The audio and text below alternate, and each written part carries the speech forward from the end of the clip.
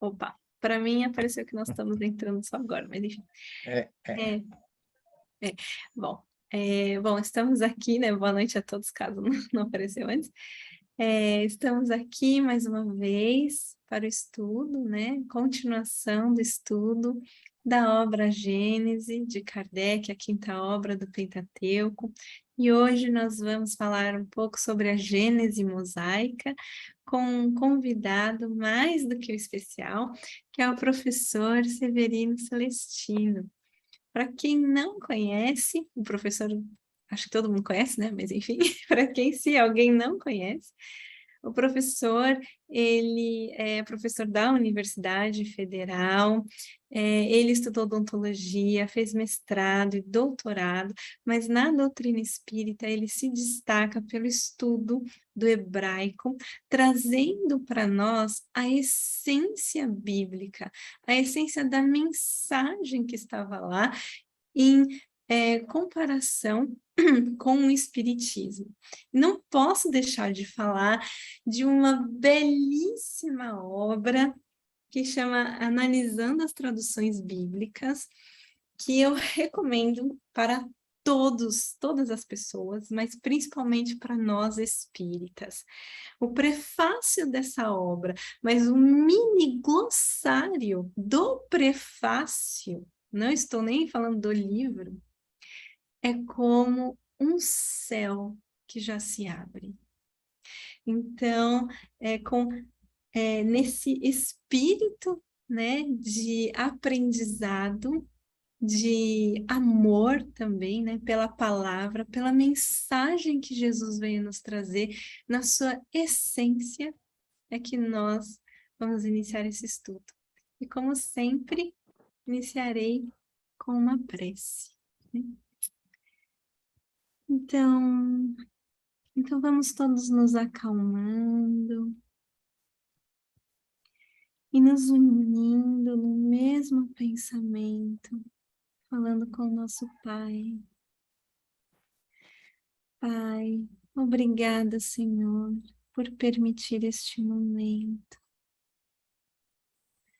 Vem, Senhor, com teu amor e nos ilumina nossa mente, nos faz dóceis à palavra que vamos escutar hoje, aos ensinamentos, a essa conversa, na nossa mente, mas também no nosso sentimento, que nós possamos guardar a essência dessa primeira revelação no nosso coração e na nossa alma, para que nós possamos vivê-la, como exemplificou perfeitamente para nós o nosso Mestre Jesus. Jesus, nosso amado, se conosco, Jesus. Inspira o nosso palestrante dessa noite, o professor Severino. Cuida de nós, nos dê a mão nesta caminhada, que será mais um estudo dessa noite. Obrigada a todos os trabalhadores do Cristo que vieram nos harmonizar. Damos por aberto mais um estudo na noite de hoje. Que assim seja. Sejam todos muito bem-vindos. Um bem-vindo especial a Maria José aí, que um mês atrás nós estávamos juntos lá em Israel, encerrando a minha 12ª viagem à Terra do Cristo. Já Professor, você fiz, vai voltar, não é? vou, se Deus quiser, sempre que possível a gente volta. O Antonino me passou um contato da Márcia. O senhor vai em novembro, é isso? Eu não sei se é novembro ou é setembro, eu acho que novembro é outubro, eu acho que outubro é Turquia, não sei se setembro é agora ou vai ser do próximo ano, mas tá, tem umas programações aí, Tá e quem certo. decide é a Márcia e a Wanda, eu sou apenas o guia bíblico. Eu deixo a cargo delas essa parte de infraestrutura e tudo mais. Eu já estive, como eu estava dizendo, 12 vezes em Israel e no Egito eu acho que umas 5 ou 6, por aí. Inclusive já tive a felicidade de subir o Monte Horebe e o Monte Sinai, aonde Jesus enviou Moisés para receber das mãos dos seus enviados os 10 mandamentos. Então, nós temos, assim, hoje, com vocês, eu vou fazer um resumão, né? Porque nós temos 3 grandes personagens, eu diria 2, porque o terceiro é o próprio Cristo nessa jornada. Porque Moisés recebe a mensagem do próprio Cristo no Sinai, depois ele volta para interpretar no Monte das Bem-aventuranças, e depois ele envia Kardec para transformar, com a sua visão científica, esse conteúdo, como ele diz lá no João 16, eu ainda não disse tudo, porque vocês não estão preparados para receber todas as coisas que eu tenho para vos dizer. Mas eu vou enviar um outro Consolador que lembrará o que eu ensinei e ensinará coisas novas. E Kardec justifica na Gênesis, no Evangelho, capítulo 24, item 7, que os espíritos também não disseram tudo. Mas não porque o espiritismo tenha algo secreto ou esotérico, mas porque cada coisa tem que vir a seu tempo, à medida que estejamos prontos a receber. E aí ele traz o terceiro ponto importantíssimo da doutrina, que é a ciência. E Kardec, como cientista, ele nunca se titulou nem cientista, nem teólogo e nem médium. É um dos maiores médios que eu conheço, um dos maiores cientistas que eu conheço, um dos maiores teólogos que eu conheço. É Allan Kardec, porque ele tem, como diz o espírito São Luís, quando ele estava preparando o Evangelho segundo o Espiritismo, que ele não sabia, quando era ele que falava, o Espírito da Verdade que falava por ele. Tamanha a sintonia dos dois. Então, nós temos que ter muito respeito a este homem, que é, eu diria assim, um enviado do Cristo na era moderna. Porque Abraão, Isaac, Jacó, os profetas, Moisés, Elias, João Batista, foram todos, eu diria assim, precursores do precursor, que foi João. Mas, depois de Jesus, a grande revelação que nós temos, depois do evangelho dele, é a doutrina espírita. Porque até o Islã, que veio depois, mas foi mais numa direção oriental. Mas no Ocidente, nós só temos a doutrina espírita. Então, eu queria, de uma forma resumida, projetar alguma coisa para a gente não fugir muito da realidade ou do tema, que eu não quero me desviar muito, mas quero dizer que vocês, querendo aprofundar, eu estou à disposição. Não tenham receio, porque assim como Kardec nos aconselhou a seguir a ciência, e ele foi em todos aqueles que já analisaram a Gênese, porque nós temos, deixa eu ver se eu projeto aqui alguma coisa, nós temos, não sei se vocês estão vendo. Está tudo bem? Estamos sim, professor, sim.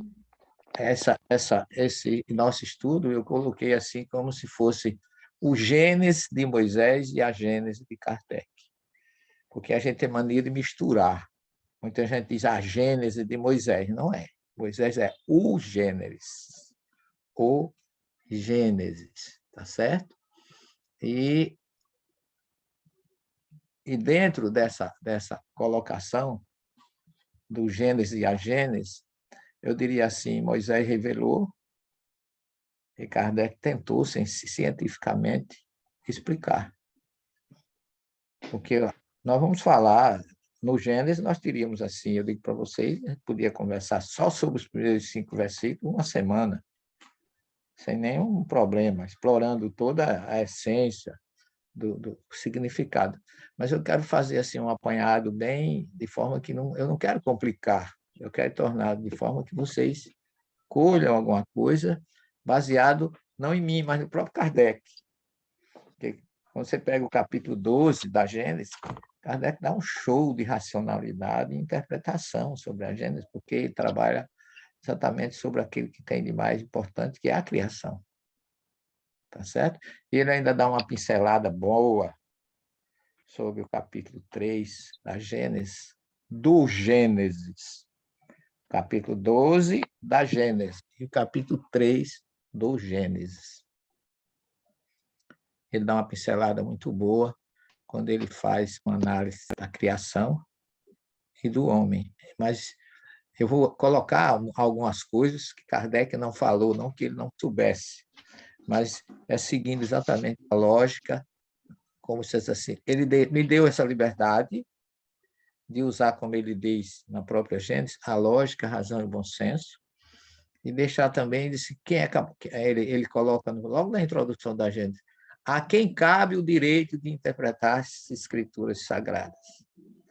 Aos teólogos, que mesmo os próprios teólogos, muitas vezes se enganaram sobre pontos da interpretação. E a gente passa por muitas questões desse sentido, porque a parte científica de Kardec, no capítulo 12, ele traz realmente algumas informações muito coerentes, porque Kardec não vê. Existe uma questão no livro do Gênesis, eu vou falar disso daqui a pouco, mas eu quero só adiantar a vocês que Kardec é o único. Olha que eu já estudei o Gênesis por teólogos orientais, por teólogos ocidentais, por sábios do Talmud, por rabinos orientais, e nenhum deles faz a observação que Kardec faz no capítulo 12. Isso é muito curioso, o que mostra o quanto esse homem era o bom senso encarnado, como disse Flammarion, né? Mas antes da gente chegar nesse ponto, qual é o objetivo, né, da nossa obra, a Gênesis? Estudar 3 pontos diferentemente interpretados e comentados até o presente por todos que nos antecederam. A Gênesis, os milagres e as predições. Então, essa obra que eu considero a maior obra de Kardec do ponto de vista de que nela é que ele se consubstancia como pesquisador e como cientista. Porque Kardec deixou a ciência, ele trouxe pelos espíritos, ele trouxe a filosofia, o livro dos espíritos, e trouxe ainda ao estudo moral, a parte religiosa, com o evangelho, mas a ciência, ele deixou a ciência assim, livre, eu diria, rudimentos da ciência. Porque agora que a ciência vai se consubstanciando, mas Kardec deixou a ciência de tal forma respaldada pelos seus pontos de vista, que a gente tem que agradecer. Quanto mais a ciência trabalhar, melhor. Eu trabalhei muitos anos na universidade com pastores, padres, ateus, teólogos, e que teve um que escreveu uma obra que ele dizia assim, como é que ele dizia, meu Deus, a lógica, a verdade da criação e a mentira da evolução. Quer dizer, ele nega completamente a ciência. É nisso aí que Kardec disse que a religião e a ciência nunca se entenderam exatamente por isso, porque cada um queria ver a coisa do seu lado, mas que ciência e espiritismo têm que caminhar lado a lado.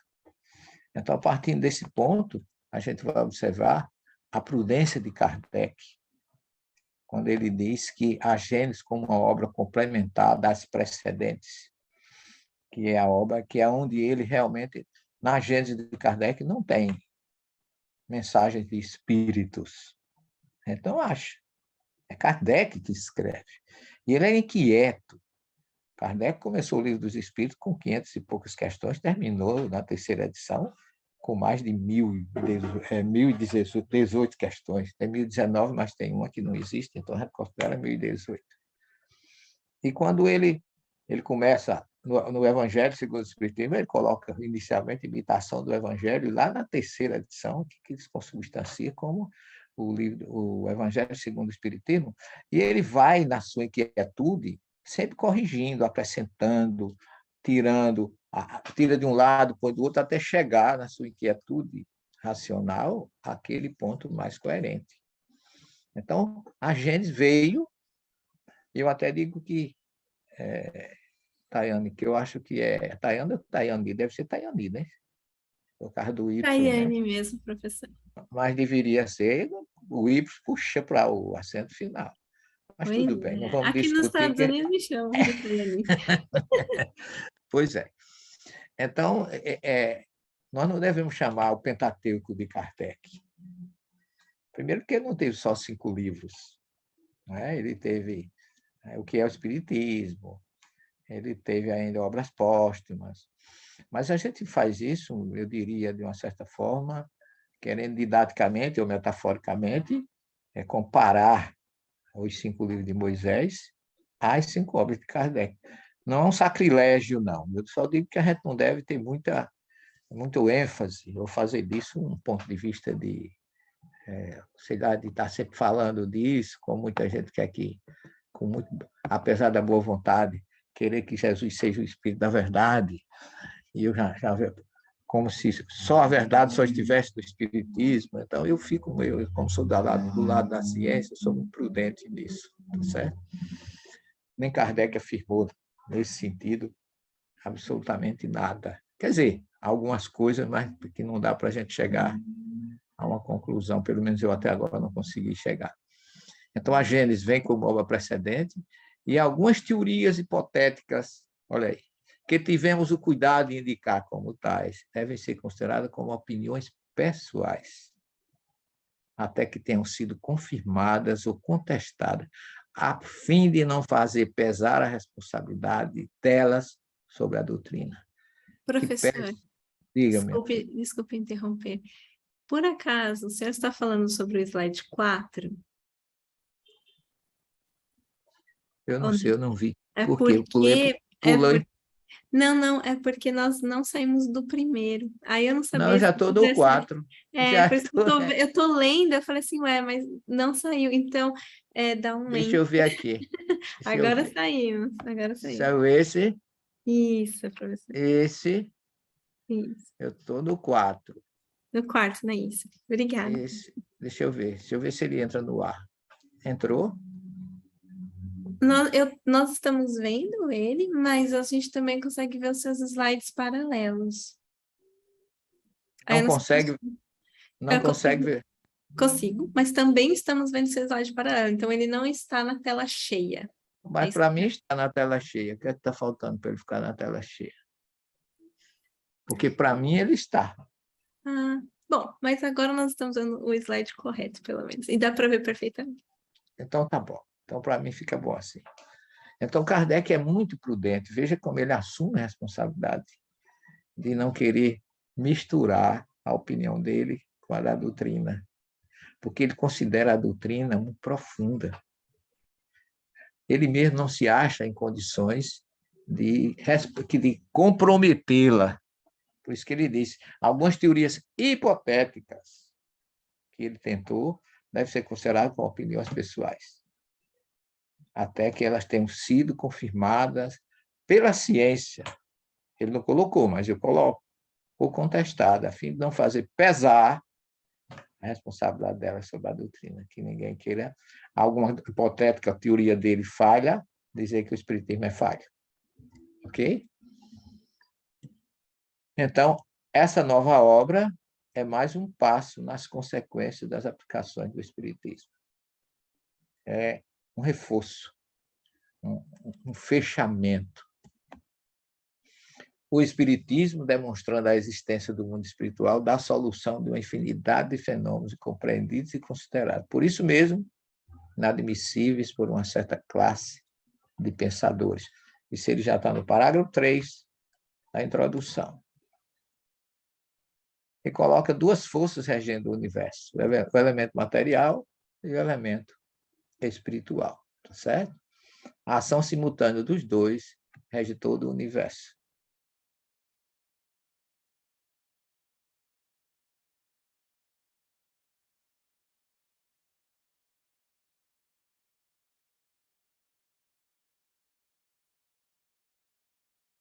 Pessoal, eu que travei ou o professor?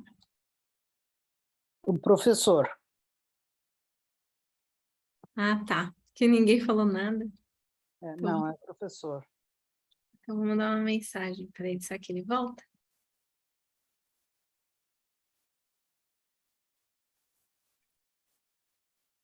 O Jorge. Oba! Vou dizer para ele, professor. O senhor travou. Caiu de vez. É.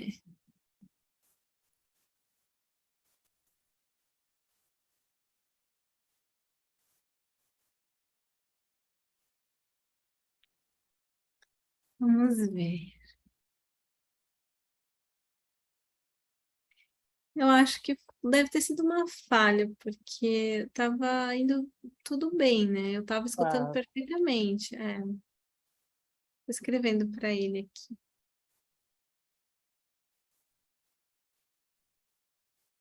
Ele viu. Vamos ver. Acho que ele vai entrar outra vez.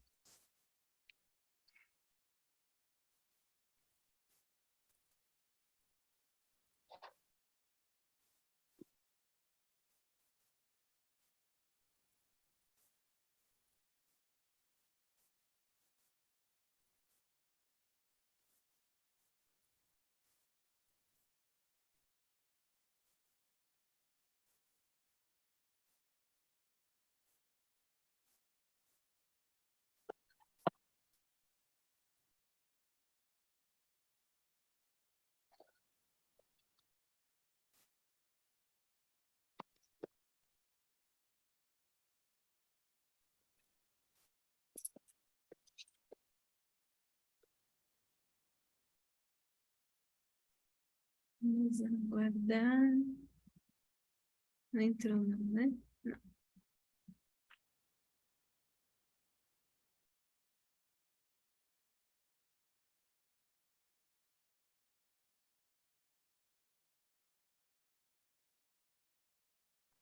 Que ele já se juntou a nós. Apareceu uma mensagem aqui que ele se juntou. Agora ele entrou. É. Professor, você está com o seu microfone desligado novamente. Não estamos te ouvindo. Agora sim, estão me ouvindo? Agora sim, perfeito. Houve aqui um acidente de percurso, não sei o que foi, e meu computador simplesmente inventou de apagar. É assim mesmo. Mas a gente vai tentar abri-lo. Deixa eu abrir o meu, deixa eu abrir o programa, né, para poder a gente seguir a nossa sequência.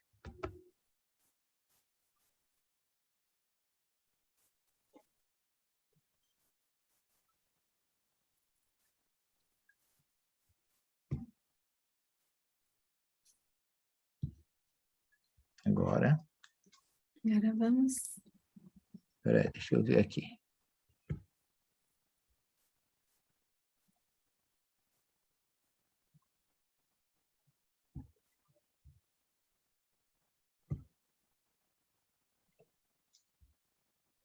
Estão me ouvindo?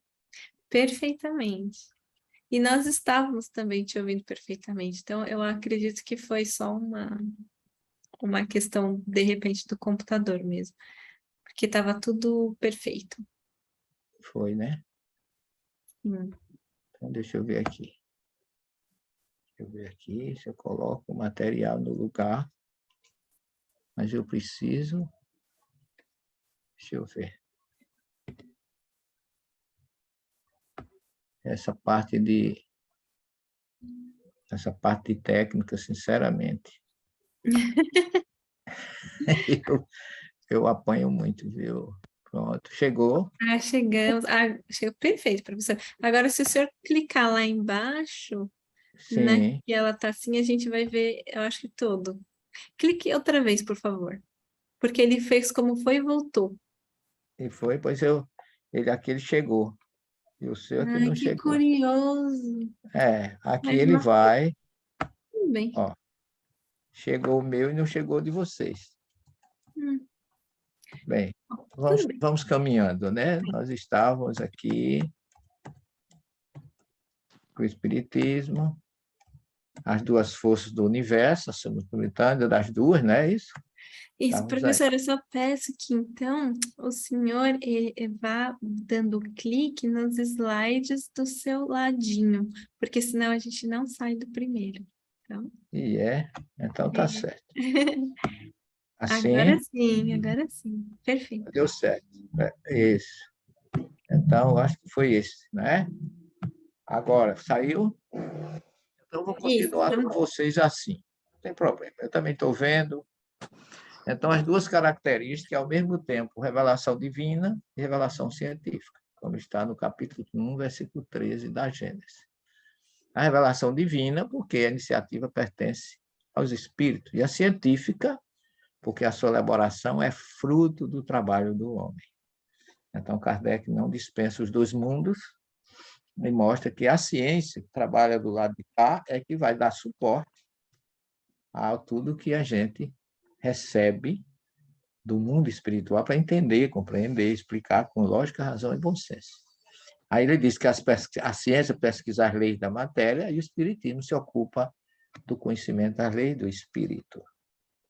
Espiritismo e ciência se completam reciprocamente. A ciência sem o espiritismo se acha na impossibilidade de explicar certos fenômenos só pelas leis da matéria. E o espiritismo sem a ciência faltaria apoio e comprovação. Veja que lucidez, né?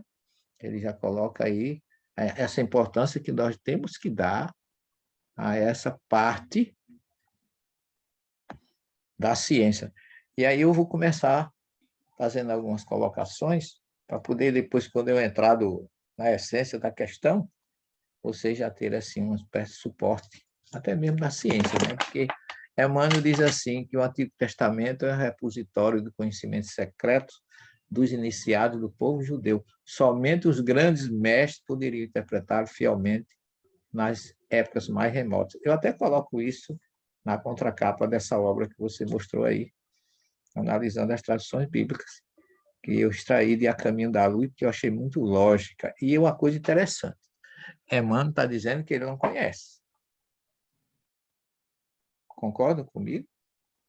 Ele diz que somente os grandes mestres do judaísmo poderiam interpretá-lo fielmente nas épocas mais remotas. Eu considero isso duas coisas. Ou muita humildade de Emmanuel, que ele conhece, mas não quer dizer que a gente não conhece. Ou que a gente também tenha limites na nossa busca e tenha humildade de entender que nós somos limitados a atender, né? Como o próprio Livro dos Espíritos, cabe ao homem conhecimento de tudo, o Espírito da Verdade diz que não, tá certo? Então, eu tenho aqui esse slide, que eu vou ver se eu fiz só esse eu vou deixar assim, porque eu projeto esse slide e pergunto para você, se você, do jeito que está aí, você sabe me dizer se essa água é doce ou salgada? Com essa visão, se você está no avião, aqui dá para ver que lá em cima tem a asa do avião, mas você é capaz de me dizer, de dentro do avião, se essa água é salgada ou doce? Se é uma praia ou um rio? Se for praia, água é salgada. Se for rio, a água é doce. Como é que você sabe se é salgada ou doce? Você vai precisar de mais complemento. Você vai precisar da ciência para lhe dar mais alguma informação. Que local é esse? Que região é essa? Aí eu coloco aqui o nome Amazônia. Aí você já sabe que não é mar. Bastou um ponto a mais para que você tenha, por uma informação, condição de responder essa minha pergunta. O que significa que você não pode estudar um livro pela capa.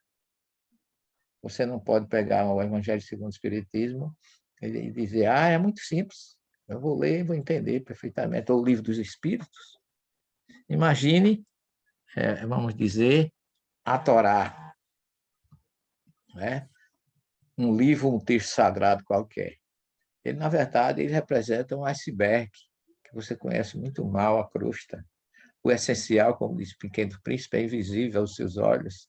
Você aqui só vai ter, para chegar a essa essência, você vai ter que suar muito, pesquisar muito.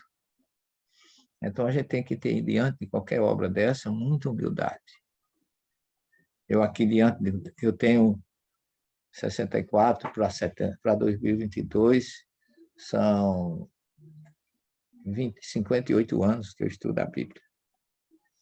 E cada dia eu descubro que eu não conheço.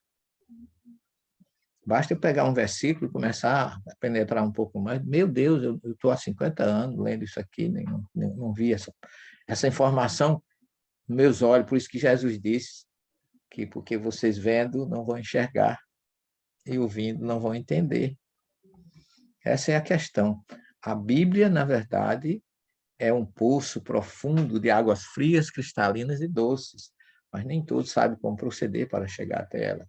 E um grande sábio do século XII, Maimônides, ele disse que só Salomão tinha essa condição.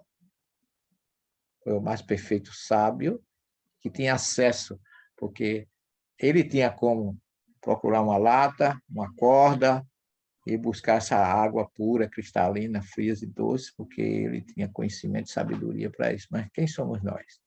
Né? A conduta diante de um versículo bíblico, só para dar uma melhorada na vida da gente, você tem que procurar primeiro saber que a Bíblia não é um livro, é uma biblioteca. Cada livro tem um autor, uma data, uma história, um objetivo, uma situação política, social, uma história compatível com sua época, sobretudo nós espíritas que somos adeptos da teoria lei do progresso e evolução, cientificamente, a gente tem que entender. Se você não sabe em que idioma foi escrito, quando foi escrito, por que foi escrito e para quem foi escrito, nem abre o livro. Só não vá pensar nunca que foi escrito para você, porque aí a sua incoerência ainda é maior.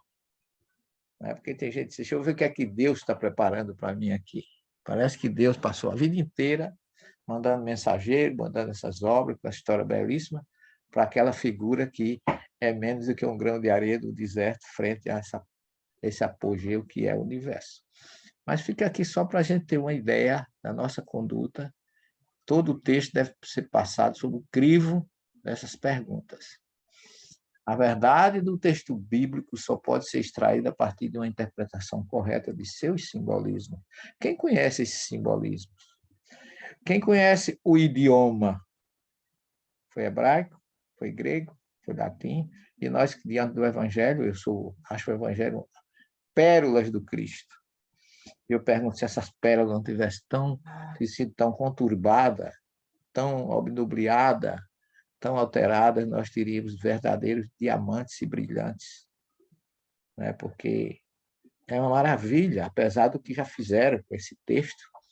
Só a casca, o superficial que a gente tem acesso, já tem sido muito consolador. Imagine se você tiver condições de penetrar na sua essência.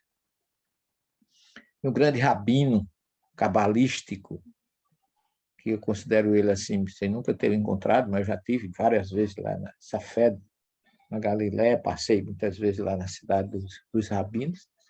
E esse David Cooper, ele é um rabino fantástico. Ele diz que a transposição literal dos relatos bíblicos sobre Adão e Eva e o Jardim do Éden para dimensões humanas é um grande desserviço que dá lugar a comparações e interpretações simplistas que geralmente podem nos colocar em um caminho de imagens distorcidas e deduções erradas.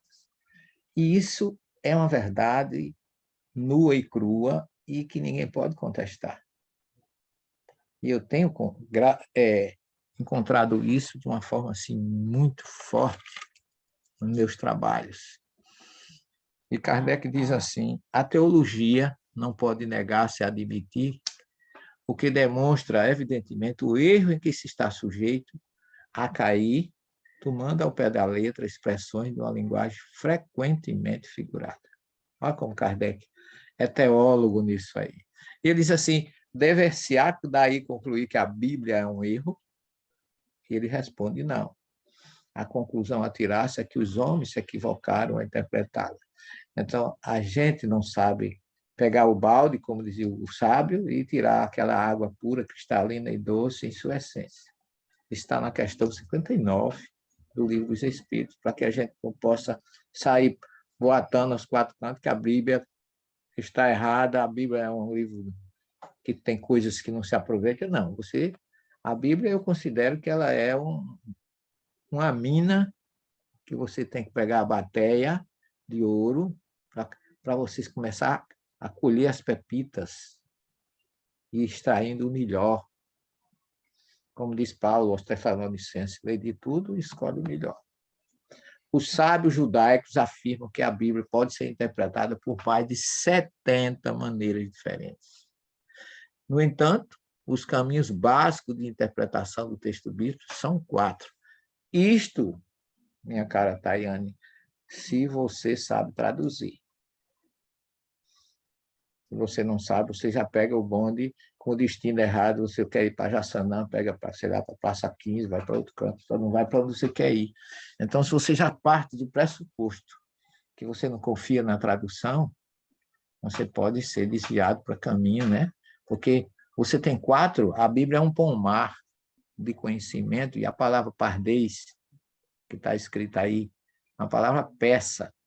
E como o hebraico não tem vogal, os rabinos tiraram as 4 consoantes, o P, o R, o D e o S, como níveis de interpretação, porque no Oriente não tem hermenêutica e exegese. É curioso, né? Aqui se dá curso de hermenêutica, de exegese no Ocidente. Eu não gosto, cá para nós, que ninguém me escuta, dos teólogos ocidentais. Eu não gosto. Quando eu quero ter conhecimento de alguma coisa mais profunda, eu vou procurar os orientais. Os rabinos, o Talmud, a Mishnah, a Gemara, obras assim fantásticas que existem, que trazem suporte maior sobre a interpretação. Porque o rabino diz assim, a Bíblia é uma rocha, que você pode quebrar ela toda em pedacinho na sua interpretação, mas em cada pedacinho você tem a essência da matriz, que é a própria rocha. Então, ela não se quebra, ela se divide em... É por isso que a Torá, a palavra Torá significa luz. A Torá é revelação divina. A palavra Torá tem o Tav, e tem a palavra Or, que é luz, e tem um rei no final. Então, a Torá tem luz. É a própria luz na expressão da própria palavra. E você não deve dizer o Torá, mas a Torá, que a palavra é feminina. Tá certo? Então, ela tem 4 níveis de interpretação. O P chama Peshat, o R chama Remês, o D, Derush, e o Sod é o S. Cada palavra dessa, Peshat significa simples, é o primeiro nível, é aquele que você lê. O segundo é o significado das entrelinhas. Você sabe, por exemplo, no princípio criou Deus os céus e a terra. Muito bem, no princípio quando, como, de que maneira? Essa primeira formação, falta muita coisa para você ficar satisfeito com essa formação. Mas você vai para as entrelinhas, você vai entender muitas vezes muito pouco também. Jesus ensinava no terceiro nível, que é o Derush, que é o Midrash, homilético ou parabólico. Ele contava uma história, e essa história já dura 2.000 anos e ainda não foi esgotada. Eu estou fazendo um estudo de parábola com o Álvaro, e a gente cada dia vai descobrindo mais coisas, mais coisas, mais coisas. E é infinito. E Sod, que é o último nível, Sod em hebraico significa secreto. Então, os 2 níveis, Derush, esse amarelinho, e o verde, são os níveis que você deve levar em consideração. Esse aqui, Emmanuel disse que só os grandes mestres. E esse aqui é o parabólico, o midrasho, o homilético, que era o que Jesus ensinava. E o Rabino diz que quem interpreta, lê a Bíblia no primeiro e no segundo nível, interpreta nesses 2 níveis, se assemelha ao agricultor que planta o trigo, colhe a palha e joga o grão fora. Porque o primeiro e o segundo nível, quem vai por eles sempre se perde. E o objetivo deles, segundo os rabinos, é esconder o terceiro e o quarto. Então, você se perde se você ficar só aí. Aqui é só para vocês verem a palavra. O pardês, né? O P, que é pechat, simples ou literal, remês, significado nas entrelinhas. O D, derush, daí vem a palavra midrash. Não sei se você já viu essa palavra. É um estudo que se faz no hebraico para tentar explicar, extrair, porque vem de ex, o grego chama exegese, extração daquilo que está obscuro.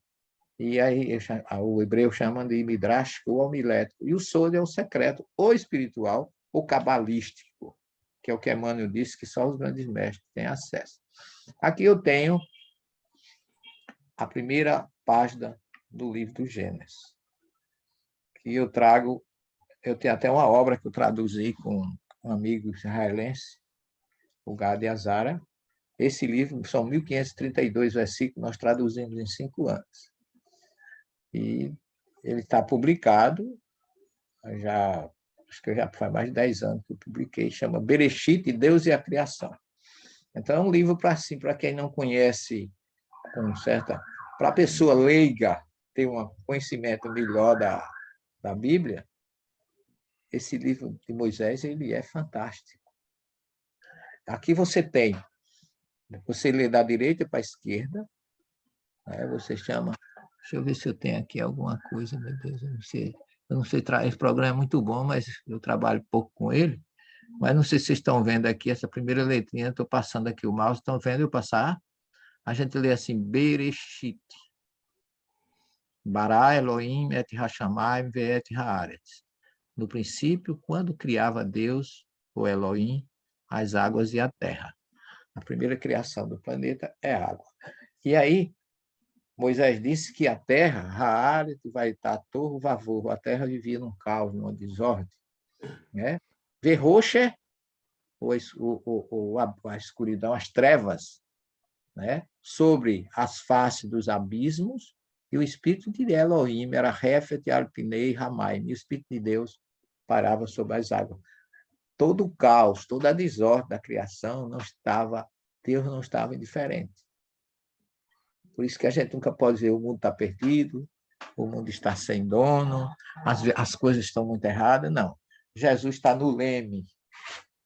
Tanto que essa expressão, essa palavrinha daqui em hebraico, Mera Hefet, ela significa, os rabinos dizem assim, é como se Deus estivesse de braços abertos sob as nuvens, vendo todo o planeta embaixo, Senhor absoluto de tudo que está acontecendo, como a águia sobre o ninho do filhote, lá no topo da montanha, ela mesmo não estando no ninho, ela pode afastar qualquer predador, porque ela está lá em cima, vendo, fiscalizando e protegendo os seus filhotes. Então, essa expressão, como é? Professor, uma pergunta. Qual é a diferença entre Elohim, Yahvé e Jeová, por exemplo? Elohim é o Deus da criação material. Isso no Gênesis. Porque você vê, Bereshit bara Elohim, não aparece Yahvé aí, só aparece Elohim. E Jeová, na concepção judaica, é a palavra Adonai, em hebraico, que é meu Senhor, que foram tiradas as vogais de Yahvé, a palavra Yahvé, e colocadas as vogais da palavra Adonai e formou Jeová. Mas o judeu não conhece Jeová como nome de Deus.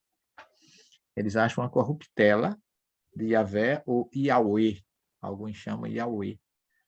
Mas a gente vai falar um pouquinho dele daqui a pouco, de Yahvé, até por enquanto. Então você vê, Vaiomer Elohim, e disse Elohim, é o Deus da criação material. Tá certo? E essa expressão Vaiomer, em hebraico, é e disse, ele diz assim, numa forma de o verbo que João fala, o verbo divino e a luz do mundo, que Jesus é apresentado como verbo divino e luz do mundo, e Emmanuel diz a caminho da luz que Jesus é a luz do princípio, em suas mãos divinas repousa os destinos da humanidade.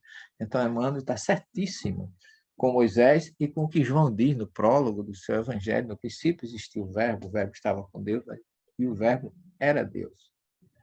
No princípio estava ele com Deus. Ora, se o verbo era Deus, por que é que o verbo estava com Deus? Alguma coisa está errada aí, né? Então, isso aí, a partir daí, que os pais da igreja, Agostinho, Irineu e outros, acabaram trabalhando muito para criar uma trindade a partir daí, que nega exatamente o monoteísmo, e é uma discussão, né, sem fim entre cristão e judeu. Não se entendem muito, né, com essa história, exatamente por causa da incoerência que o Deuteronômio 6,4 diz: Yahvé Elohim, Yahvé Echad, o Senhor nosso Deus, ele é único.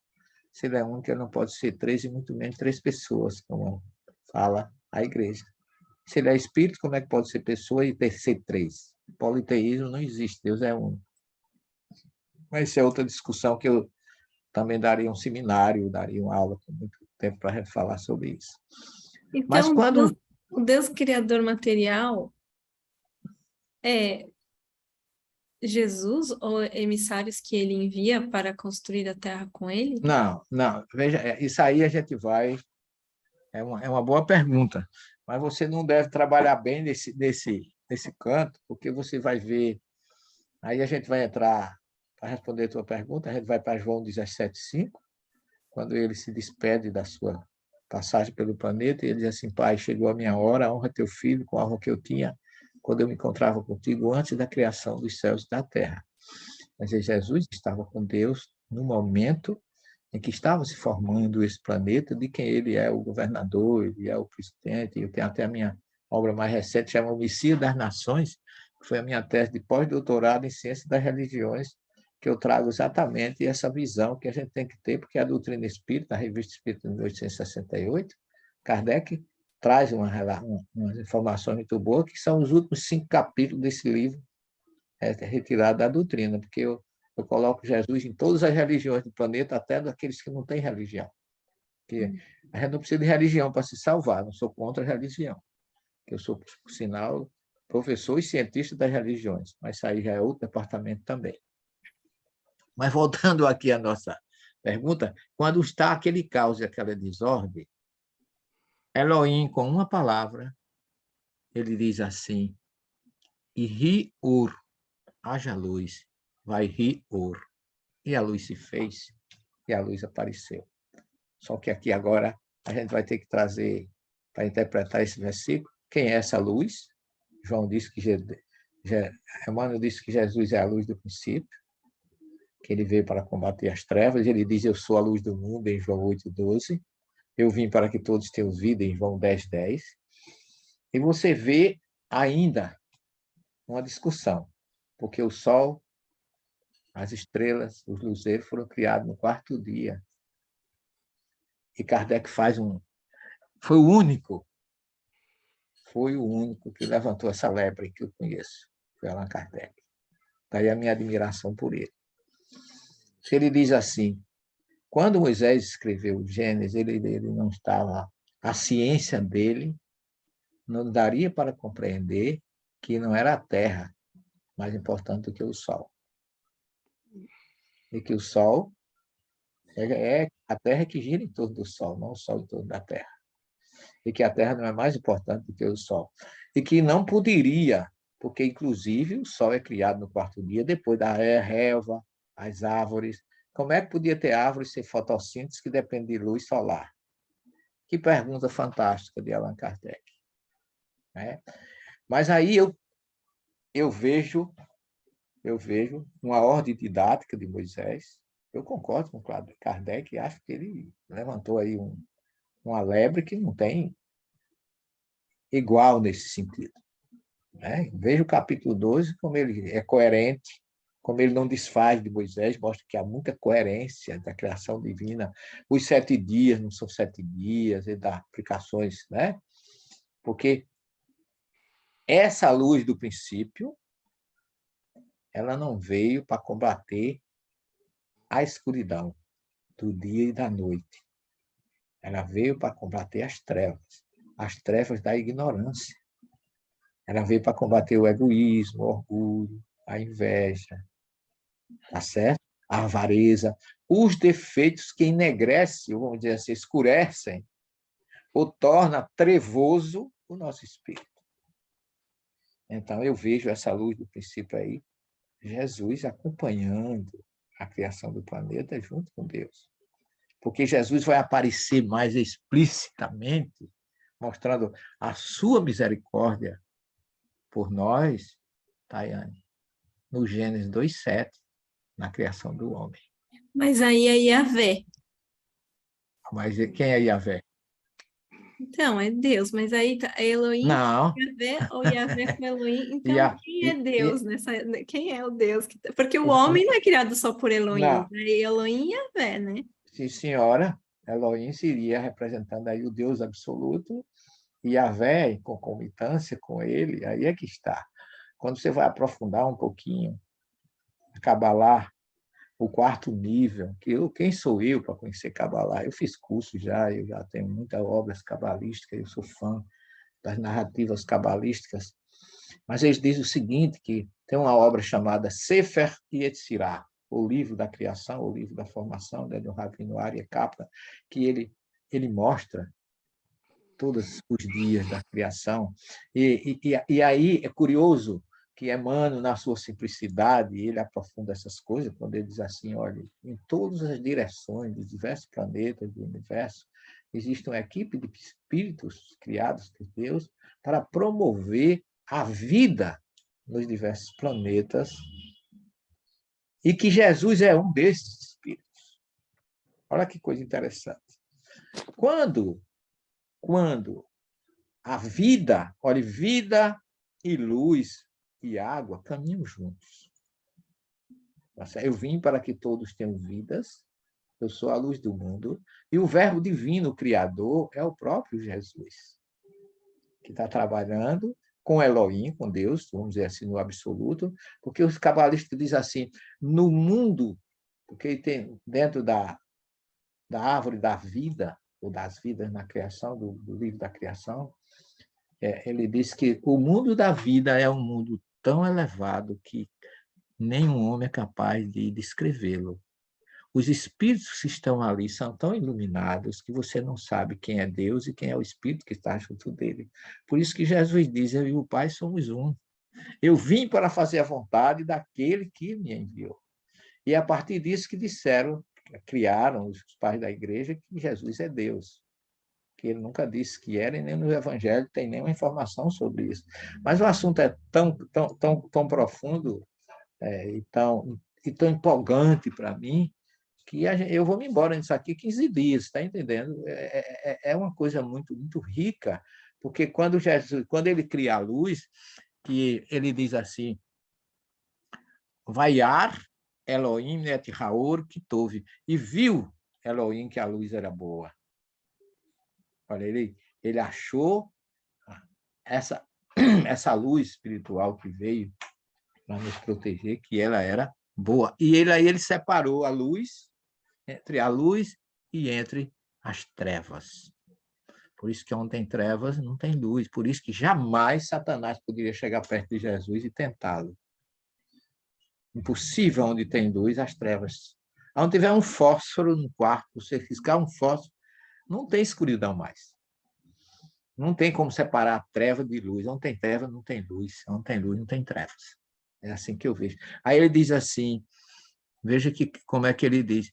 Vaikra Elohim Leor, ele chamou Deus para Elohim para a luz, e Yom dia, Veleroshe Kará, ele chamou noite, Laila, que é noite, Vai-ri Eref, e foi tarde, Vai-ri Boker, e foi manhã, e Yom Echad, dia único. Então, esses versículos que eu tenho aqui da criação representam tudo que foi feito no primeiro dia, que foi a criação da luz, para separar as trevas.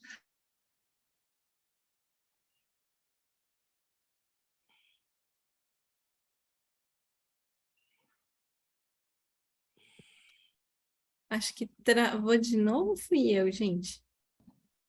Acho que travou de novo.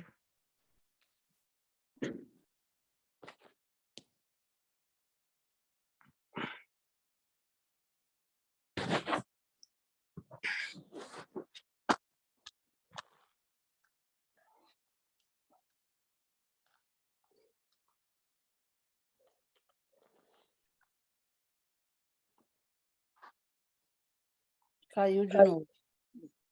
Não, ele está aí.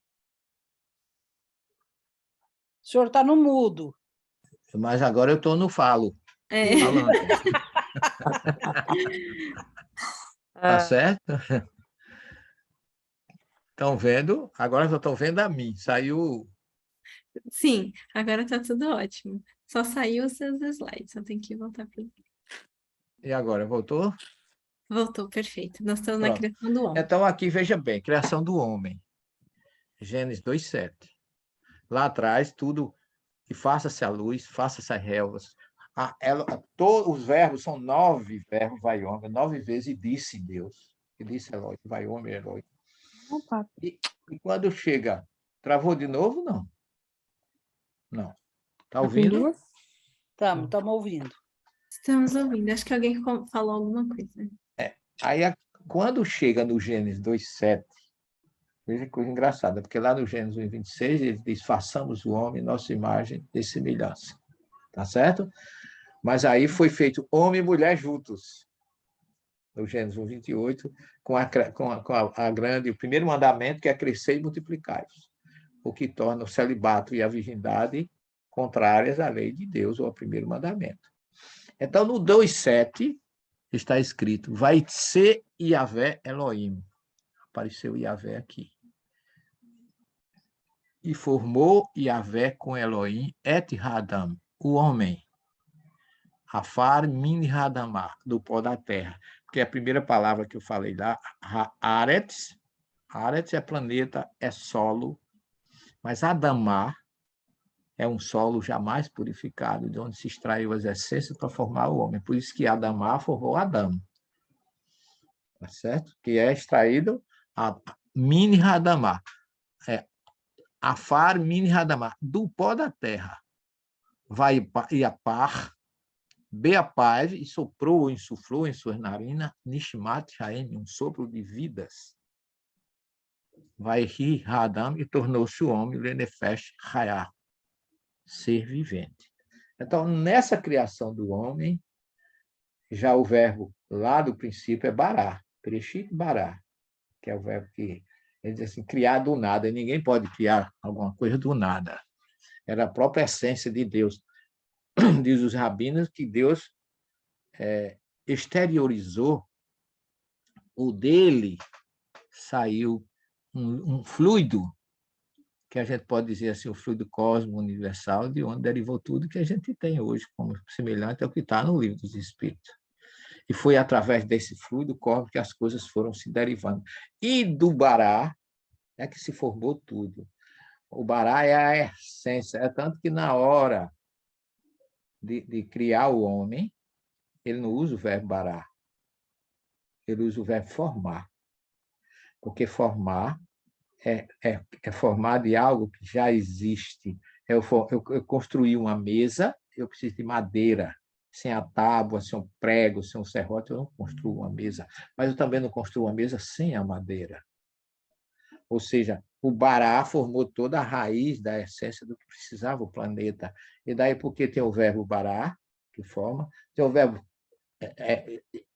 vai ser, que é e formou, o verbo formar, litzor, que é formar, e tem o verbo lassot, que é fazer.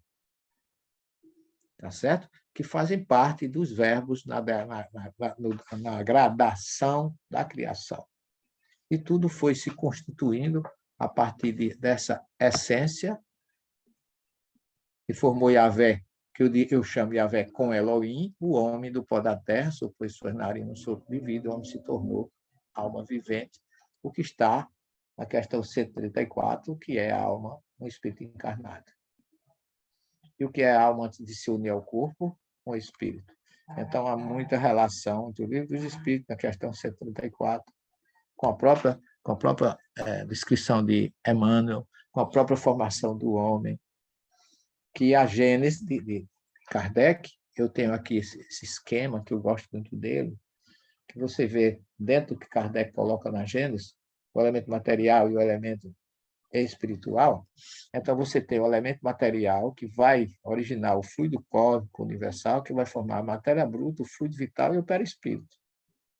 A matéria animalizada, que vai formar o corpo físico do homem. Mas o espírito que foi inoculado por Deus vem do elemento de inteligência, da essência espiritual, que vem do perispírito, e o espírito é que acaba homem e espírito, e perispírito, que forma o Lenefesh Hayah, que é o que Moisés diz no Gênesis 2:7. Então, você tem um esquema aqui, bem, eu gosto desse esquema, porque ele mostra exatamente que nós temos um dualismo, né, dos elementos da criação. Tá certo? mostrando exatamente o que Kardec coloca na agenda, elemento material e elemento espiritual. E um detalhe, Kardec coloca perispírito, espírito e corpo. Não é? De Deus não vem o Espírito de Deus. O Ruá não é que forma o homem.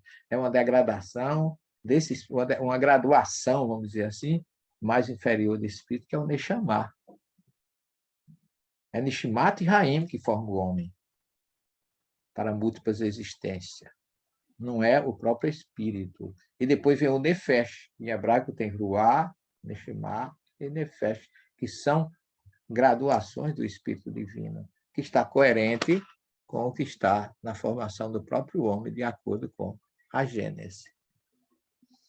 Kardec diz aqui que, sobre alguns pontos, há, sem dúvida, notável concordância entre a gênese mosaica e a doutrina científica. Mas fora erro acreditar que bastasse substituir os 6 dias de 24 horas por períodos indeterminados para se tornar completa a analogia. Não menor erro seria acreditar-se que, afora o sentido alegórico de algumas palavras, a Gênese e a ciência caminham lado a lado, sendo uma, como se vê, simples metáfora ou paráfrase da outra. Ok? Então, tem uma obra chamada A Ciência da Torá, que eles mostram que tem Deus, reencarnação, ressurreição, e Deus do universo, de outro rabino, que é uma obra que diz assim, que cada dia da criação equivale a 2 milhões e meio de anos. 2 bilhões e meio de anos. Então, são, como bem Kardec disse, períodos. Porque o judaísmo, não, de forma nenhuma, ele condena a ciência ou nega a ciência. Existe tanta semelhança em judaísmo e espiritismo, que eu sou professor de judaísmo e cristianismo primitivo, e conheço um pouco de espiritismo, que eu acho que entre o judaísmo e o espiritismo as semelhanças são incríveis, são muitas, muito poucas diferenças. Por isso que o judeu não condena o espiritismo, ele conhece tudo que até as obsessões que ele chama de book, são respeitadas, porque ele sabe que espíritos inferiores podem se apossarem das pessoas. E que Jesus afastou tanto naquela época, como a gente sabe. E eu vou falar um pouquinho, eu não sei até onde a gente vai, mas a gente já está com 1 hora de exposição, né? Mas eu vou falar um pouquinho sobre o capítulo 3, que é o homem depois de criado no Jardim do Éden. Para a gente ver, Kardec fala muito disso também, mas eu vou seguir mais a Cabalá rabínica, que Kardec não discorda dela, mas porque eu li muitas obras sobre isso e acho muito interessante as colocações que eles fazem, é que eu vou trazer, de certa forma, para vocês aqui. Depois que Deus coloca o homem e a mulher no Jardim do Éden, que é uma grande metáfora, Adão e Eva nunca existiram, né? Homem e mulher é uma coisa só. Aí tem alguma coisa nesse sentido, né? E para se compreender certas partes da Gênese, necessariamente é preciso colocar-se do ponto de vista das ideias cosmogônicas do tempo da qual ele é o reflexo. Então, você não pode separar a ciência da espiritualidade. Está no capítulo 12, no item 9, que foi, inclusive, o capítulo situado, sugerido por você. Aqui também, Kardec diz que não devemos rejeitar a Gênese bíblica. Olha como ele é coerente. Ao contrário, vamos estudá-la como se estuda a história da infância dos povos. É uma epopeia rica de alegorias, das quais é preciso procurar o sentido oculto, que é necessário comentar e explicar com a luz da razão e da ciência. Isso, para mim, já apagaria toda a Gênese de Kardec com essa expressão, com essa colocação tão coerente, tão racional dele. Fazendo em tudo ressaltar as belezas poéticas, instruções veladas sobre a forma figurada, é preciso demonstrar com firmeza os erros no interesse mesmo da religião. Muito mais vão se respeitar a religião quando seus erros não forem impostos à fé como verdades. E Deus, com isso, não parecerá senão maior e mais poderoso quando o seu nome não estiver misturado com fatos controversos. Quando eu vejo Kardec escrever isso, eu me lembro dos dogmas, né, que eu fui da Igreja Católica e ninguém pode se opor a um dogma, nem o Papa revoga um dogma da Igreja. né? Mesmo que sejam coisas tão, eu diria assim, fora de propósito, como a Trindade, tá certo? A virgindade perpétua de Maria, que Maria, para mim, é a maior mulher desse planeta. Jesus escolher alguém para ser sua mãe tinha que ser um espírito muito elevado, né? Dispensa qualquer comentário. E ela é virgem, sim, mas é espírito. O espírito dela é virgem, porque a matéria diante do Espírito de Maria não é nada.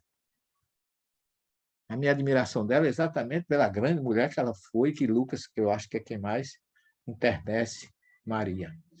E o que é o Jardim do Éden? Vamos falar um pouquinho na visão superficial e na visão mais profunda. Vamos fazer alguns comentários. Um jardim plantado por Deus a leste do Éden, que tinha todas as árvores frutíferas. Aliás, a palavra Éden em hebraico significa delícia. É o jardim de delícias, um lugar assim, casa, comida, 100 milhões por mês, sem problema, sem estresse, sem nada, um paraíso sem nenhuma dificuldade. No centro havia duas árvores, a árvore da vida, ou das vidas, e a árvore do conhecimento do bem e do mal. Um rio corria do Éden para o jardim, onde ele se dividia em 4 rios que fluíam para fora do jardim. Então, era um lugar, assim, que ninguém queria entrar e sair jamais, né? Um lugar que tinha... Olha que lugar bom, estou já querendo me mudar para lá, porque é chamativo, né? As férias aí deve ser um paraíso realmente, né? E aí, diz a história que tanto o homem como a mulher estavam nus e não sentiam vergonha. Olha, espera aí. Não está dizendo que eles eram cegos, tá certo? Mas que eles estavam nus e não sentiam vergonha. Por que eles não viam que estavam? Como é que eles não viam? O verbo aí não é o verbo ver, em hebraico, é lirot. O verbo aí é ladat, que é diferente. Ladat é conhecer, tomar conhecimento. Eles não tinham conhecimento, então eles eram simples e sem conhecimento, como a questão 115 do Livro dos Espíritos, que é exatamente a forma como nós somos criados. Agora, daqui para frente, é uma história curiosa que, se você for ler literalmente, ela parece com a história de Chapeuzinho Vermelho, Branca de Neve, Sete Anões. Ela não tem nenhuma informação assim que seja racional, tá certo? Primeiro ele diz assim: podiam comer de qualquer fruta, exceto o conhecimento do bem e do mal. Ora, se a gente não tivesse conhecimento do bem e do mal, a gente ia continuar a vida toda simples, sem conhecimento e sem evoluir, porque você não pode escolher nada se você não conhece. A questão 780 do Livro dos Espíritos diz assim: para que você tenha a evolução moral, o senso moral, você tem que partir de conhecimento. Porque você não pode discernir o que você não conhece e você não pode amar o que você também não conhece. E o Deuteronômio, no capítulo 30, diz assim: eu coloquei diante de ti os 2 caminhos, o caminho do bem e o caminho do mal. Então, essa árvore é um símbolo. Porque ele diz assim: no dia que você comer do fruto dessa árvore, você certamente morrerá. Como morrerá? Eu coloquei aqui em vermelho, porque ele não sabia que era morte. Como é que Deus podia falar de morte para ele se eles não tinham nenhum conhecimento de que podiam morrer ou não morrer? Isso aí está na epopeia de Gilgamesh, dos Sumérios, que fala exatamente que é Enkidu, o amigo de Gilgamesh, rei de Uruk. Ele não sabia que existia morte. Quando ele viu a morte, ele se apavorou e foi procurar a imortalidade da alma. Então, tem muito a ver também com a criação na visão dos babilônicos, dos assírios, da Mesopotâmia, né? Então, ora, por que eles não podiam comer dessa árvore? Será que não seria muito mais fácil Deus criar uma árvore com 50 metros de altura que ele não alcançaria nunca no fruto? Será que ele não era capaz de fazer isso, em vez de proibir? A proibição é que chama atenção. Eu me lembro que no seminário, o livro proibido, a gente chamava, ninguém chamava livro de proibido. Tu tem livro de fronha, porque a gente escondia dentro da fronha. Alguém, quando via, dizer: tem um livro proibido aí dizia assim: tem um livro de fronha, por quê? Que alguém comprava, botava dentro da fronha, lia e passava para o outro, botava dentro da fronha e lia, e fazia correndo de mão em mão. O próprio livro de Da Vinci, né? O Código da Vinci, vendeu milhões, sabe por quê? Porque o Papa proibiu. Eu acho que ele fez um convênio com o Vaticano e disse ao Papa: proíba, porque quando disseram que Jesus foi casado. O povo gosta, não é da mensagem de Jesus, é da fofoca sobre Jesus. Aí comprou, vendeu bilhões. Acho que Davi ainda hoje agradece ao Papa ter proibido a obra, porque tudo que é proibido, olha, se ele podia ter de tudo, você só não pode comer. Quer dizer, despertou a curiosidade do ser humano, que é por essência, né? E aí, a partir daí, começa uma história que começou errado, continua mais errado ainda, vem a serpente. Por que a serpente? Como é que essa serpente se apresenta há 5.780 e poucos anos atrás, que é a idade de Adão e Eva, segundo a origem do paraíso? Como é que uma serpente conversava com Eva naquela época naturalmente? Hoje, se a gente encontrasse uma jiboia conversando com a gente, ninguém ficava na sala. Mas isso era comum, ela achava aquilo com a maior naturalidade. E de uma forma até. Olha, a serpente diz à mulher: você pode comer que você não vai morrer. Aí eu já começo uma pergunta aqui: por que é que o Éden, sendo um lugar onde não havia problema, Deus permitiu que houvesse a presença da serpente, que criou toda essa confusão? Já não era um lugar seguro. Concordam? E por que, diz a serpente, não morrereis? Por que é que a serpente, tão astuta, ela não comeu do fruto em vez de dar a Eva? Para mim, ela era burra. Ela não tinha nada de astuta. Então, não tem lógica. Quando você começa a fazer perguntas dentro do texto, do primeiro nível, ela perde toda a essência de conhecimento. E aí, demais, Eva foi presa fácil para a sedução e sucumbiu à serpente ardilosa, comeu do fruto e também se apressou em dar ao pobre do Adão. E por esse ato de desobediência, ainda hoje, Eva leva a culpa pela ruína e degradação da humanidade. Adão e Eva só representam aqui, gente, dualidade. Tá certo? Você não pode querer. E a mulher, é porque nós não temos muito tempo, mas a mulher nunca foi feita da costela do homem. É um erro também de tradução. A palavra aí não é costela, é lado. A mulher é aquela que complementa o homem.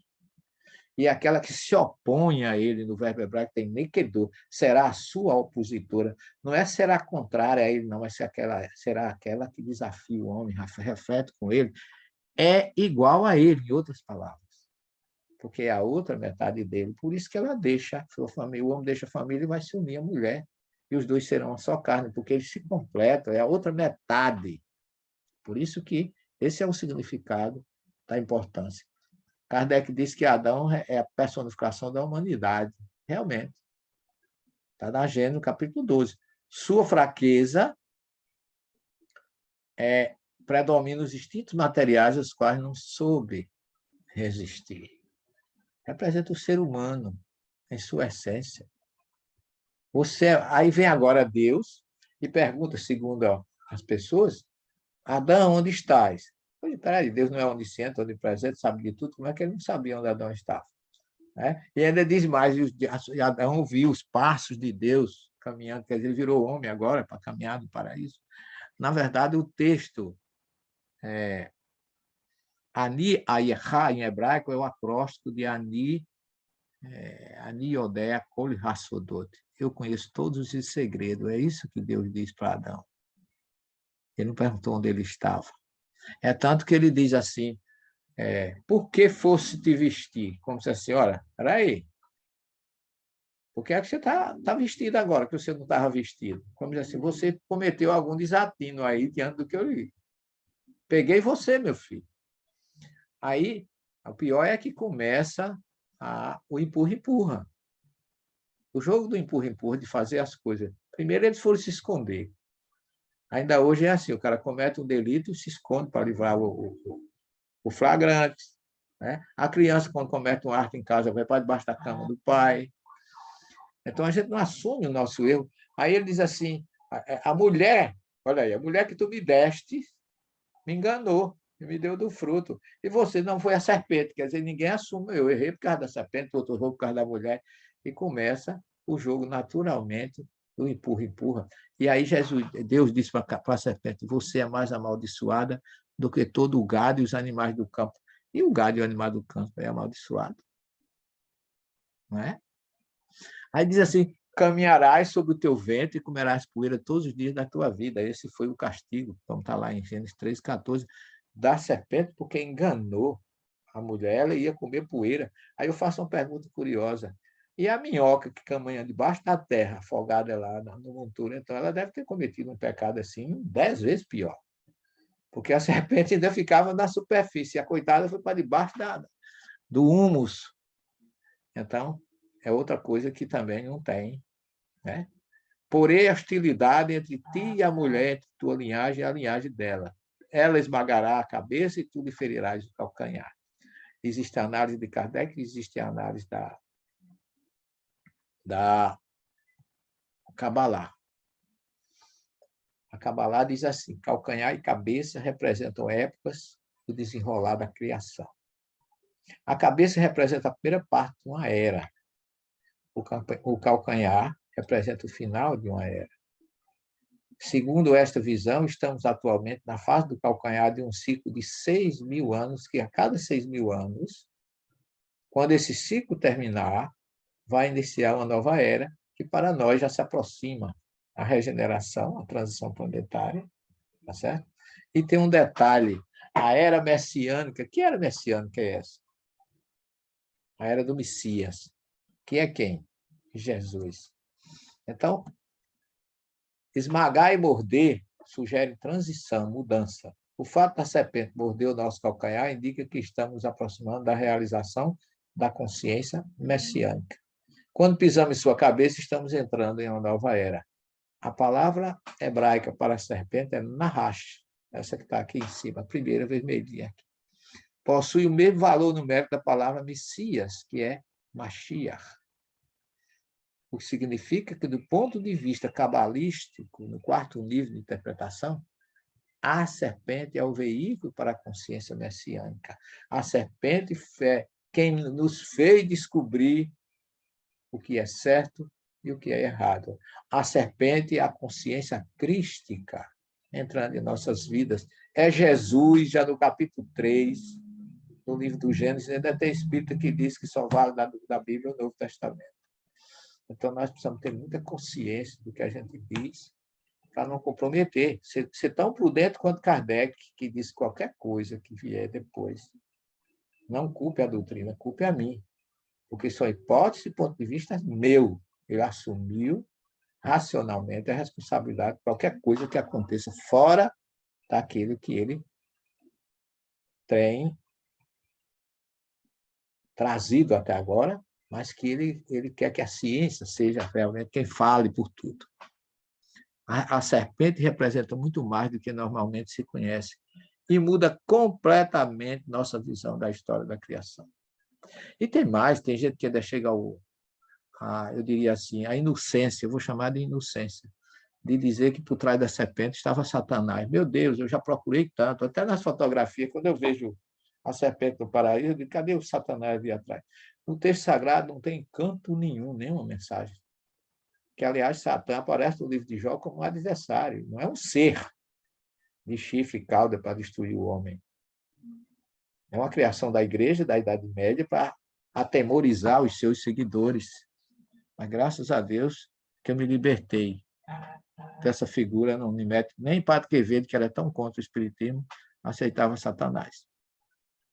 Sem a serpente, nunca poderíamos ter a oportunidade de seguir o caminho que nos levará de volta à nossa fonte divina, que é Deus. Então, quando você começa aí no quarto nível, um pouco mais profundo, você começa a descobrir exatamente a importância.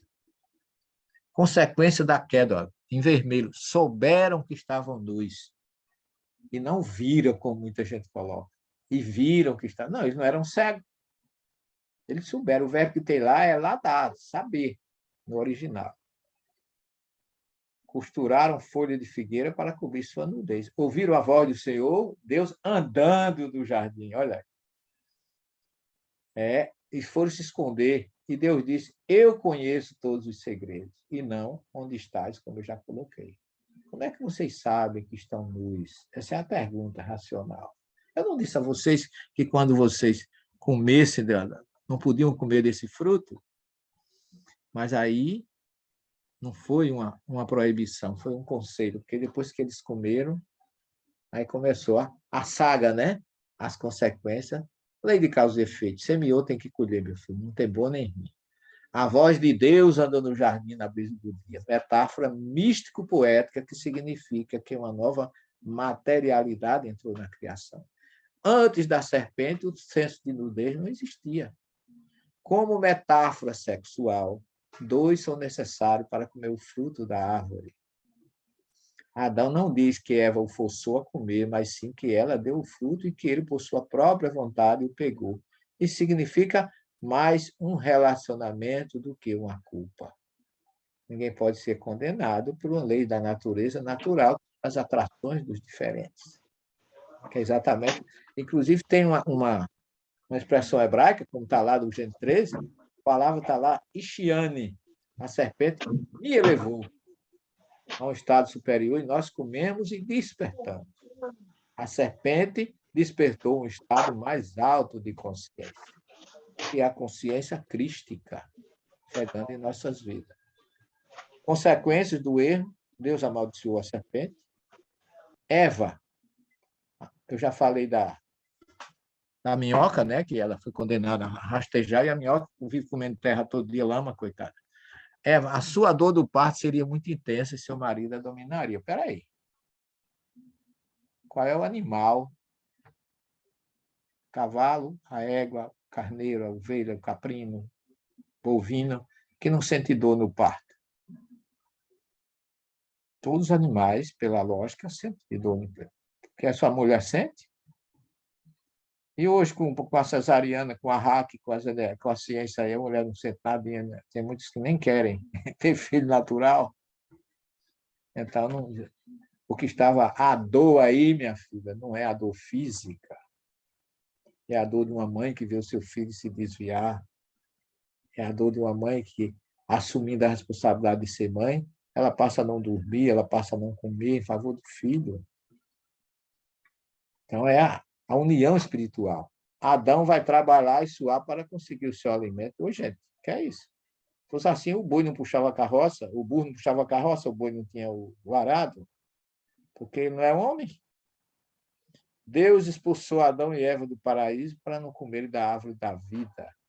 Essa é uma outra coisa que tem lá, que diz que deixou o espírito com a espada flamejante para não comer da árvore da vida. Por quê? Porque senão eles não reencarnariam, acabaria a sua condição do Neshamat Haim, que é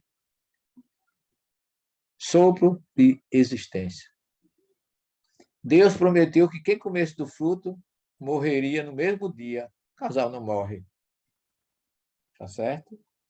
E a gente sabe que palavra morte e vida na Bíblia tem significado diferente. Faze isto e viverás, ele diz ao doutor da lei. O doutor estava vivo, comendo, bebendo, tomando água igual a gente, mas para Jesus estava morto, porque ele ainda não acordou para a espiritualidade. Então, não é vida física. O casal não morreu fisicamente, mas morreu espiritualmente. Por isso que teve que continuar a sua vida para reparar o erro cometido. Eles são castigados por toda a eternidade. Deus nunca tinha se referido a um castigo eterno antes. Isso aí são coisas, criações do homem. Por que só a árvore do conhecimento era proibida? Adão podia ter comido a árvore da vida. Porque a serpente tão astuta iria se colocar como única recipiente da ira de Deus. O que tinha a ganhar? Porque atraía a morte para si. Ela podia ter comido do fruto e se tornaria eterna como ela. Por isso que eu digo, para mim, ela era burra. Porque a serpente comeu da árvore do conhecimento, que a tornaria como Deus. Apesar de esperta, seu comportamento tem lógica nenhuma. Concordam? Então, são pontos. Deus proíbe Adão de comer em vez de criar uma árvore que Adão não alcançasse. Deus não conhece a natureza das serpentes, para colocar ela ali para criar o problema. Correu o risco de Adão comer antes da árvore da vida e se tornar imortal. Então, é preciso que a gente racionalize bem Adão e Eva como primeiros humanos, e Eva presa fácil para a sedução, coisas que não têm lógica. Ela não só comeu do fruto, como se apressou em fazer com que seu companheiro também comesse. Por causa desse ato de desobediência, ela tem sido denegrida ao longo dos tempos. Eva vem levando a culpa por sua ignorância, por todo o sofrimento, dor do parto, ruína e degradação da humanidade. A mulher criou, a partir da interpretação machista, um estigma para sempre, como se ela fosse inferior, mas não foi criada inferior, como eu já falei. Ela representa a outra metade do homem. Primeiro homem e primeira mulher, é inconcebível pensar assim. Não tem como se falar nisso. Ninguém sabe. Isso é um simbolismo da criação da própria humanidade, porque Adão já significa. Adão e Eva representam o relacionamento com um casal. Macho e fêmea, Deus os abençoou. 1,27 e 1,28. E aí a gente tem, como conclusão, Moisés abriu o caminho, Jesus continuou a obra e o Espiritismo arrematará. Essas são as observações que eu trouxe assim, muito na carreira, muito resumido, porque o tempo não permite, mas a gente teria muita coisa a mais ainda para discutir em termos de textos e tudo mais, mas eu trouxe, de uma forma resumida, esses pensamentos, essas reflexões que são compatíveis com Kardec, com os rabinos, com a Torá, com os textos originais e com a lógica, a razão e o bom senso das coisas que a gente tem que ter.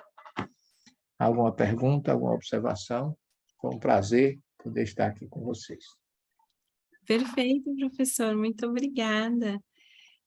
Nossa, foi uma grande aula, né? Claro que eu tenho 1000 perguntas para fazer aqui.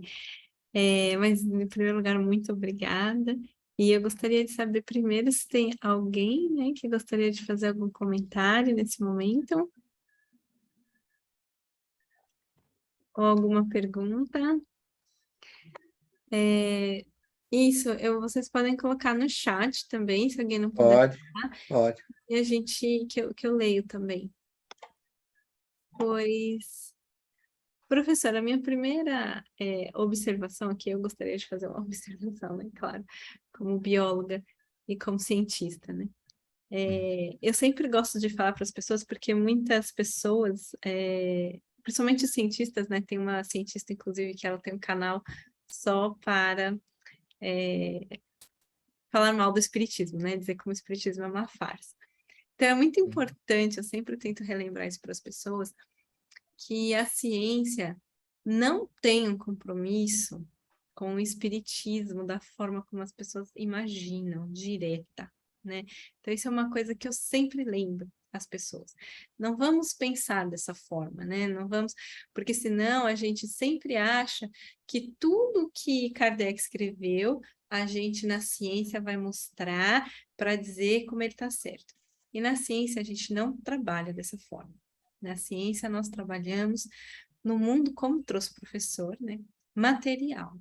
Então, as nossas concepções, a forma de se fazer, ela vai ser essencialmente material.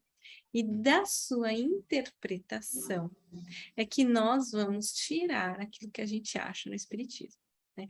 E a gente tem que tomar muito cuidado, principalmente nesse livro. Não é à toa que eu sou a pessoa que dou, né, essa obra, por ser cientista aqui, também lá em Montreal, porque eu também faço as diferenças entre os métodos científicos filosóficos que Kardec usou e o método científico das ciências exatas, que são aquelas que nós comprovamos, que é o que as pessoas geralmente estão chamando de ciência, né? E essa ciência que vocês estão chamando de ciência caminha, apesar de as pessoas dizerem que rápido, mas na verdade a gente caminha devagar, né, num tempo histórico, para essas verdades, né, que a gente sabe aqui. Outro ponto que é muito importante, eu sempre digo isso, né, se a gente pegar só o capítulo 6, né, as coisas, cometas, esboço geológico da Terra, que já é o capítulo 7, 8, a gente vai ver aqui muita coisa que a ciência já não diz mais, né, mas aqui é como o professor disse, são as ideias que Kardec, como coloca na introdução, que eu sempre friso isso para vocês, ele quis conversar com a ciência. Então, eu acho que com esse livro e com tudo isso que o senhor trouxe, professor, a gente tem que ter uma ideia de poder conversar com a ciência. Tomar cuidado com o que a gente lê e fazer uma conversa, né? Ciência e espiritismo. Lembrando que os homens são limitados e imperfeitos. Então, a nossa ciência, ela sempre vai ser limitada e imperfeita comparada com os ensinos dos espíritos. E, ao mesmo tempo, nossa interpretação dos ensinos dos espíritos, assim como a nossa interpretação da Bíblia, porque aqui está uma pessoa que sabe, né, hebraico, que interpreta a Bíblia e diz que está aí há não sei quantos anos aprendendo, porque nós somos limitados e imperfeitos, né? Então, esse recado nunca é demais de falar. Professor, o senhor diz, né, que na formação do homem o verbo é diferente, né? Porque ele diz que está formando de outros elementos. E aqui, claro, minha graduação em biologia, eu fiquei pensando, ele tem que formar de algo que já existiu. Poderíamos fazer um paralelo com a evolução? Ah, com certeza. A antropologia tem dado uma força muito grande, inclusive no meu livro, Jesus, o Messias das Nações, eu dedico um capítulo só a isso, mostrando os trabalhos de Anne Dabricot, Malacé, uma francesa, uma colega odontóloga também, que estudou a mandíbula e descobriu que o osso esfenoide ele tem uma importância muito grande na evolução do planeta, e que esse osso já sofreu 5 inclinações ao longo de mais de 70 bilhões de anos, e que cada inclinação que ele sofria, surgia, o primeiro C tinha os olhos nas laterais do crânio, passou para frente, e cada mudança que se processava no osso esfenoide, cada inclinação, o homem dava um salto quântico evolutivo na sua história, independente de se ele estava no Polo Norte, no Polo Sul, no leste ou no oeste. A ciência não podia dizer que era influência da temperatura, do calor do Sol, não. A evolução veio até o Australopiteco, que foi assim, acho que foi o terceiro, foi a quarta inclinação do esfenoide, que começou o ancestral do homem. Mas você vê que o Gênesis diz assim, aparece o homem como se fosse alguém que surgiu numa perfeição no meio dos outros animais. Não é? Na criação, porque, de qualquer forma, ele foi o único que recebeu um espírito, os outros receberam o princípio vital. Então, dentre aqueles animais, o homem se sobressaiu.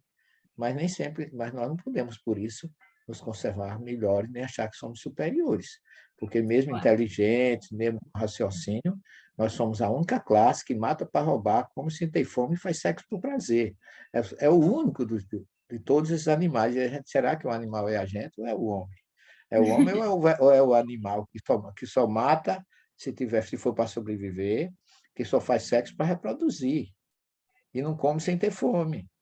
Então, a gente precisa analisar isso do ponto de vista de que nós somos um animal entre os outros. Fomos criados no 6º dia, a classe, não é? Então, é preciso que a gente tenha essa consciência e respeito, como diz Kardec. Não vamos querer submeter a religião, submeter a ciência. Não. A ciência que está aí para trazer, ajustar cada coisa no seu tempo, na medida que a gente esteja pronto, como diz a questão 627 do Livro dos Espíritos, porque a gente tem que estar pronto, porque a verdade é como a luz. Se vier de uma vez, ofusca, cega, não é? Então, essa é a questão que eu acho muita prudência de Kardec e do próprio Espírito da Verdade em dizer isso, na questão 627 do Livro dos Espíritos. Perfeito, perfeito. Obrigada, professor. Alguém tem mais alguma pergunta, algum comentário?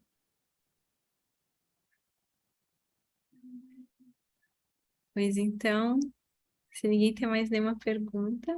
Eu queria fazer uma pergunta, pode ser? Claro, Pode, por favor. Professor, muito obrigada, primeiro. E quando a gente estuda a vida do Dr. Eurípides Barçanufo, a gente vê que a espiritualidade o orientou quando de colocar o nome do Liceu do Sacramento para ser Allan Kardec, dá duas orientações. A primeira é o ensino do Evangelho e a segunda, o ensino da astronomia, inclusive para as pessoas mais simples. Então, eu estou fazendo essa pergunta porque a Gênese, às vezes, a gente tem uma sensação errada de que a gente precisa ser muito inteligente para estudar a Gênese, e quando ainda naquela época ele é orientado a instituir o ensino da astronomia, inclusive como ele não tinha aluno, os mais simples, inclusive a mãe dele e outras pessoas participavam, eu queria que o senhor falasse dessa importância do estudo da astronomia, especificamente, mas também da Gênese, inclusive aos mais simples, para que isso não seja um impedimento, porque eu vejo muitas pessoas espíritas que eu conheço, quando eu falo do estudo da Gênese, a pessoa diz assim, mas eu não tenho estudo para estudar a Gênese. E eu queria que o senhor fizesse uma fala sobre isso, como isso pode ser acessível, já que foi uma orientação naquela época, né, da espiritualidade para o professor Eurípides, e porque muitas pessoas que começaram aquele estudo naquela época de astronomia eram pessoas que não tinham esse... claro que ele tinha um público muito inteligente, mas também tinha outras pessoas que frequentavam que não tinha essa... Então, como é que o senhor poderia falar da importância disso para a gente? Muito obrigada, boa noite. Você fala da Gênesis ou do Gênesis? Não, eu estou falando da Gênese de Kardec. Ah, sim. Estou falando da Gênese de Kardec, Ótimo. Uhum. Não, sua pergunta é excelente, minha filha, porque eu digo sempre assim, Fabíola, né? Viu, Fabíola? Eu sempre digo o seguinte, você não precisa saber hebraico, nem grego, nem latim. Você tem na Gênese de Kardec um roteiro indispensável para você entender todas as outras coisas que você precisa. Porque a Gênese de Kardec é um coroamento de tudo que ele recebeu. Como eu comecei a nossa apresentação dizendo, Kardec se consubstanciou como um cientista verdadeiro nessa obra. É a única obra que é Kardec falando do que ele pensa, do que ele acha, das pesquisas dele. Ele fala de uranografia, ele fala de tudo, da criação, e, inclusive, de uma forma racional, científica, quando ele pergunta assim, como é que pode se ter árvore, se ter erva, sem ter sol?